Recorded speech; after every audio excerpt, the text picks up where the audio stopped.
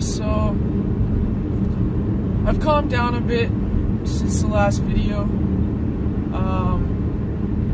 Now that I've calmed down, now I feel sad, I feel depressed, and those feelings, like I said, are heightened. So first you have that anxiety and that anger and that frustration and that sadness and depression, but then as you come down, the sadness and depression start to take over, and then you just feel even more hopeless.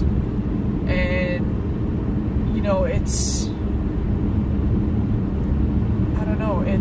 so hard to explain. It's so hard to explain to people. And what's frustrating is that people in the world aren't educating themselves about mental illness.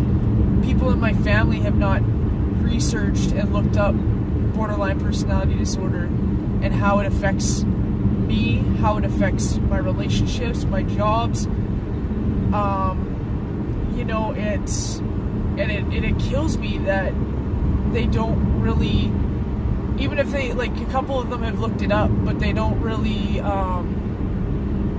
use it. They don't actually put it into action. They just read it and they say, oh, okay, yeah, okay. And then when it comes down to a time where they need to follow that and they need to help do that, they don't. They just fight with you. And then you get anxious, your emotions get heightened, and you freak out. And then they think, oh, she's just freaking out, or, you know, oh, she's just this or that. And then, you know, and then there's frustration between you and whoever you're arguing with. You know, there's problems, you're angry at each other for a few days, and you yourself, you have, for me personally, have urges of cutting. You know, I've been a cutter for years, and I hate to say it, but it's true. I've been a cutter for years, and that's one of the first things that comes to mind when my anxiety gets up there and my emotions get heightened, and, you know, I automatically think of cutting. I'm sorry for my stuttering and hesitation over words, but this is what happens when the thoughts are going that fast and you're trying to focus on talking and certain stuff, and you're thinking of other stuff before and what you're going to say next, and it gets all mumbled and jumbled. But no, so like when the world's not educated and about mental illnesses, and your families aren't educated about your mental illness, you know, even if they are educated, they need to embrace it. They need to embrace the mental illnesses. They need to see, you know, how they can help make it better, or at least help to ease it. But if they don't, then it's just a fight.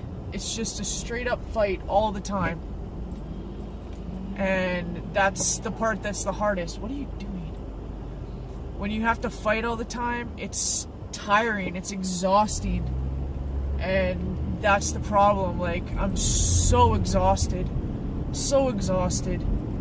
And it gets to the point where you just don't know what to do anymore. You just don't want to keep fighting.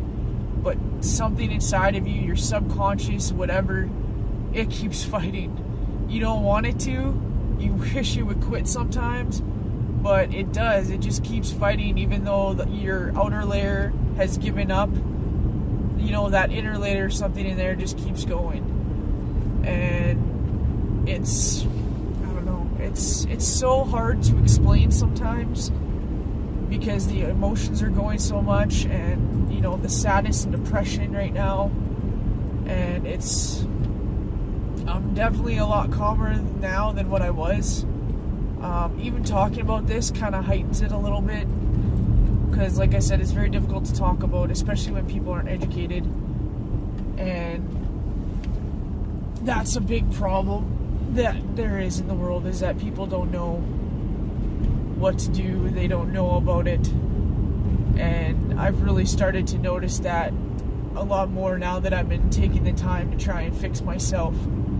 And you try to fix yourself, but yet you go out into the world and you're fighting a battle which feels like a losing battle, because they don't know what to do, they don't know what to say, they're scared of it.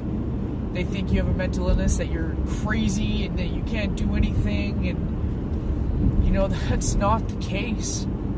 I can still get up and shower in the morning, I can still drive my car, I can still make decisions, I can still do everything. It's just a lot of those things are harder to do because of the anxiety. You know, I can barely even go into a social setting now because my anxiety is so high. And that sucks, because I used to love going to places where there's lots of people and, you know, big crowds and everything. I used to love it. And now I dread it. I dread it so much. I'm just so scared. And I don't know, like, I feel like I'm saying the same things over and over and over, but it's just, that's just the way it is. That's it. Like, I don't know what else to say.